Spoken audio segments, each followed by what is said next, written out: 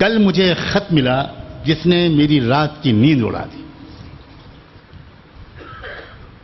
سچ کہتا ہوں بہت کرب میں کئی گھنٹے میرے گزرے اس خط کو پڑھ کر.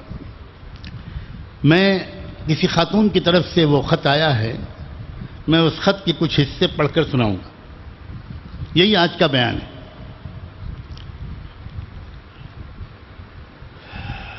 پہلی بات تو لکھی ہے ان خاتون نے کہ ہم اور ہمارے شوہر دونوں آپ سے بیعت ہیں. ہمارے سسرال والے ہم پر ناحق ظلم کرتے ہیں, غلط برتاؤ کرتے ہیں. ہمارے شوہر بہت اچھے ہیں, ہم اللہ کے احسان مند ہیں, شکر گزار ہیں. ہم جتنا شکر ادا کریں کم ہے. اللہ نے ہمیں اتنا اچھا شوہر دیا ہے. ہم یہ جاننا چاہتے ہیں کہ کیا بیوی پر اگر گھر والے ظلم کریں, غلط برتاؤ کریں, ناحق تانے دیں, تو شوہر کا یہ کہنا کہ میری خوشی کی خاطر برداشت کرتی رہو, کیا یہ صحیح ہے؟ کیا یہ کوئی برائی ہے؟ ہم یہ نہیں چاہتے کہ ہمارے شوہر ہماری ساس سے جھگڑا کریں یا دونوں میں کوئی نااتفاقی پیدا ہو. لیکن جب ہماری ساس ہم پر ناحق ظلم کرتی ہیں تو وہ کم سے کم اپنی والدہ کو مصلحت سے سمجھائیں تو کہ وہ ایسا نہ کریں. ہماری ساس ہم پر ناحق ظلم کرتی ہیں, وہ ہمیں مجبور اور بے بس سمجھتی ہیں کہ ہماری طرف سے بولنے والا کوئی نہیں ہے. ہم 4 سال کے تھے کہ ہماری والدہ کا انتقال ہو گیا. ہم 3 بہنیں ہیں, بھائی نہیں ہے. ہماری پرورش ہمارے والد نے کی. بڑی بہن کا انتقال کینسر سے ہو گیا. دادا, دادی, نانا, نانی اور 3 پھوپھیوں کا بھی انتقال ہو گیا. ہمارے میکے سے ہمارے سسرال میں کوئی نہیں آتا تو ساس کو لگتا ہے یہ مجبور اور بے بس ہے, اس کو سپورٹ کرنے والا کوئی نہیں. خود ان کا بیٹا بھی تو انہیں کچھ نہیں کہتا. ہماری ساس ہماری ہر چیز پر نظر رکھتی ہیں. آگے الفاظ پڑھتے ہوئے میں لڑکھڑاؤں گا لیکن میں پڑھوں گا. ہماری ساس روم کی تلاشی لیتی ہیں, ڈسٹ بن بھی چیک کرتی ہیں, ہمارے اور شوہر کے درمیان مداخلت کرتی ہیں. حد تو یہ ہے کہ ہم نے کب صحبت کی اور کب نہیں اس پر بھی نظر رکھتی. کہتی ہیں کہ تمہارے تو کل کے پہنے ہوئے کپڑے ہیں, رات کو تم نہائی نہیں, کیا میرے بیٹے کو تم کنٹرول کر رہی ہو؟ کیا شریعت انہیں اس بات کی اجازت دیتی ہے کہ وہ شوہر اور بیوی کی زندگی میں اس حد تک مداخلت کریں؟ ان کے برتاؤ سے ہم ڈپریشن کا شکار ہو رہے ہیں.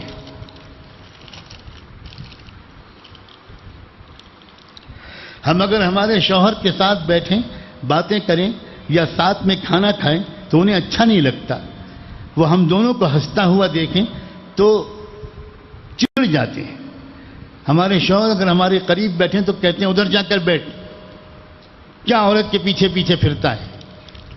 اس گھر میں ہمیں شوہر سے ہنسنا, بولنا, بات کرنا مشکل ہو گیا ہے.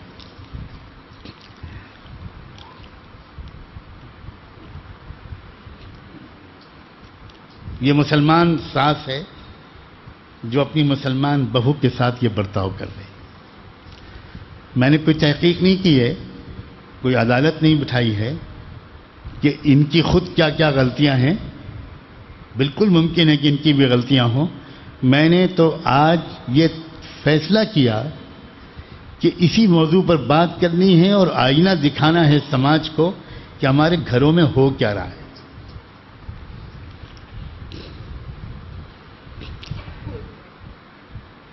عجیب قسم کی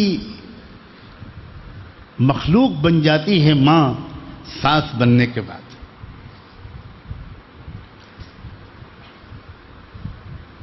اس کو یہ بات بری لگتی ہے کہ اس کا بیٹا اپنی بیوی سے ہنسے, بولے, بات کرے, ساتھ میں کھانا کھائے. عجیب بات ہے.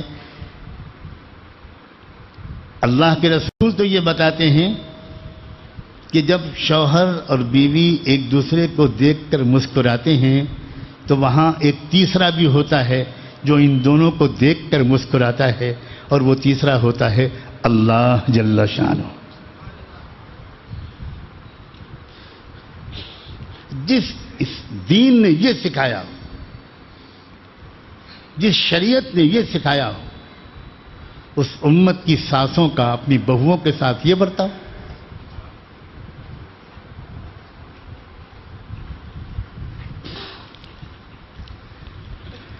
آگے چل کے یہ بیچاری لکھتی ہے کہ ہمیں فشر کا پرابلم ہے، بواسیر کی قسم کی جو تکلیف ہوتی ہے، ناسور، بڑا سخت تکلیف دہ بیماری ہے، وہ تکلیف بہت زیادہ رہتی ہے، درد اور تکلیف سے میرے آنسو بہنے لگتے ہیں، مگر کوئی ہماری کبھی کوئی مدد نہیں کرتا، گھر کا سارا کام ہمیں اکیلے ہی کرنا پڑتا ہے. ہم بیمار ہیں یا نہیں، کچھ دکھ رہا ہے، میرے کہیں درد ہو رہا ہے، اس کے کہنے کی مجال بھی نہیں ہے.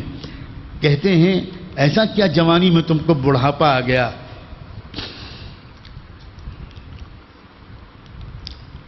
صبح سے شام تک کوئی ایک کام بھی نہیں کرتی ہماری ساس اور نند. دسترخوان پر کھانا لگانے کے بعد بلا کر لانا پڑتا ہے، مہمانوں کی طرح کھانا کھاتی ہیں، خود کی کھائی ہوئی پلیٹ تک نہیں اٹھاتی، دسترخوان اٹھانے سے پہلے ہی کھا کر اٹھ کر چلے جاتی ہیں.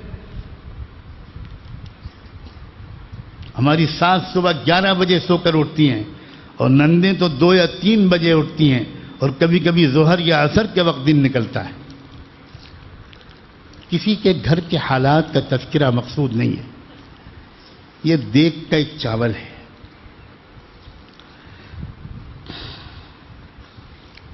میں کم سے کم آپ لوگوں سے یہ کہتا ہوں، یا جہاں کہیں بھی یہ آواز پہنچ رہی ہے، کہ اللہ کے بندو اپنے گھر کے حالات کا ٹھیک سے جائزہ لو اور اس میں دخیل بنو، تماشائی مت بنو.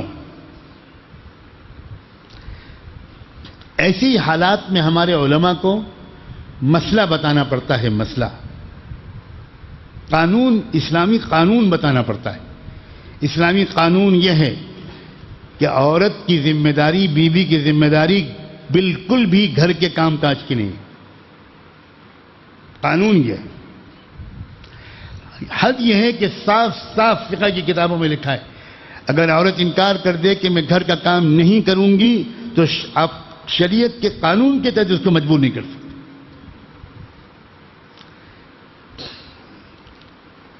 لیکن ہمارے علماء اس حقیقت سے اچھی طرح واقف ہیں کہ گھریلو زندگی صرف قانون کے سہارے نہیں چلا کرتی. گھریلو زندگی اخلاق سے چلتی ہے، محبت سے چلتی ہے، ایثار سے چلتی ہے. ورنہ قانون تو یہ بھی کہتا ہے کہ اگر ماں یہ کہہ دے کہ میں اپنے بچے کو دودھ نہیں پلاؤں گی، تو آپ حیرت کریں گے اسلامی شریعت میں کوئی شوہر اپنی بیوی کو مجبور نہیں کر سکتا کہ بچے کو دودھ پلاؤ. بالکل مجبور نہیں کر سکتا. لیکن کیا کوئی ماں، وہ کیسی ماں ہوگی جو یہ کہے گی؟ لیکن جہاں تک قانون کا سوال ہے،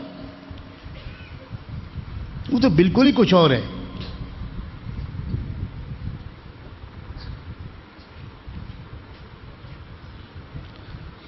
اس لیے یہ آپ جو یہ بات یہاں سن رہے ہیں اور جہاں تک بھی آواز آج پہنچ رہی ہے یا کبھی پہنچے، میں کس طرح آپ سے گزارش کروں کہ اس کو سنتے ہی آپ باقی کام چھوڑ کر اپنی گھریلو زندگی کا جائزہ لینا شروع کریں. ایک دن چھٹی لے لیجیے اور بیٹھ جائیے گھر میں کہ بھئی ہمارے گھر میں کیا کیا گڑبڑیاں ہیں، آج سے تعلقات ٹھیک کرو، آج سے ماحول کو خوشگوار بنائیں ہم لوگ سب مل کر. اور اگر کوئی سیدھے منہ نہ مانے تو پھر میں صاف کہتا ہوں، ایسے بیٹے کو اپنی ماں سے کہہ دینا چاہیے کہ ظلم کی انتہا ہو گئی، اب نہیں ہوگا یہ میری بیوی پر اور آپ کی بہو پر یہ ظلم. کان کھول کے سن لیجئے، یہ میں نہیں ہونے دوں گا. یہ سمجھنا کہ یہ میری ماں ہے، ماں تمہاری ہے، تم خدمت کرو بھائی، تم کرو دن رات خدمت اس کی. تم اپنی بیوی کو مجبور نہیں کر سکتے. بیوی، جہاں تک بیوی سے ہم یہ کہیں گے، اس مظلوم عورت سے، اس خاتون سے جس نے خط لکھا ہے، اور اس طرح کی لاکھوں بہویں ہیں، میں ان سے تو ہم یہ کہیں گے کہ دیکھو ایک کام کرو، جنت میں جانا چاہتی، الصبر جزاؤہ الجنہ، بس تم ایک بات طے کر لو کہ اللہ نے میرے لیے جنت میں جانے کا یہ راستہ لکھ دیا ہے، اس لیے میں جنت کی امید میں برداشت کیے جاؤں گی۔ یہ ہم صرف شوق دلا سکتے ہیں، مجبور نہیں کر سکتے، ترغیب دے سکتے ہیں، مجبور نہیں کر سکتے۔ لیکن ساتھ میں ہم اس ساتھ سے بھی کہیں گے، اے اللہ کی بندی، یاد رکھو کہ کوئی ہے جو دیکھ رہا ہے کہ تم کسی پر ظلم کر رہی ہو، کوئی ہے جو اس کا حساب لے گا۔ تم کو آخرت بھول گئی؟ تم کیا ہوگا؟ اللہ کے یہاں بڑے سے بڑے گناہ تو اللہ خود معاف کر سکتے ہیں، لیکن کسی انسان نے کسی پر ظلم کیا ہو، اس کا تو بدلہ قیامت میں لے کر رہیں گے اللہ، بخشا ہی نہیں جائے گا کوئی۔ حد یہ ہے کہ ایک سینگ والی بکری نے ایک بے سینگ والی بکری کو سینگ مار دی ہوگی، چوٹ پہنچا دی ہوگی، تو ان بکریوں کو زندہ کیا جائے گا اور وہاں موقع دیا جائے گا کہ جس بکری کو مارا تھا وہ بکری بدلہ لے اس بکری سے جس نے سینگ ماری تھی۔ جب وہ بدلہ لے لیا جائے گا تو دونوں فنا کر دی جائیں گی۔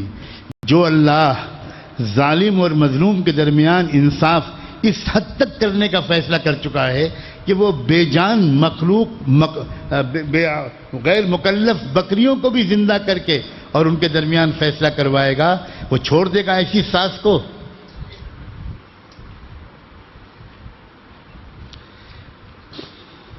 اور میں حیران ہوں، کم اور بیش کا تو فرق ہوتا ہے، اکثر ساسیں دنیا میں اپنی بہوؤں سے محبت نہیں کرتی۔ کوئی بہت ظلم کرتا ہے، کوئی کچھ کم ظلم کرتا ہے، کوئی کچھ کم، لیکن عجیب، میں آج تک حیران ہوں کہ یہ ہے کیا نفسیات، کیا ہو جاتا ہے؟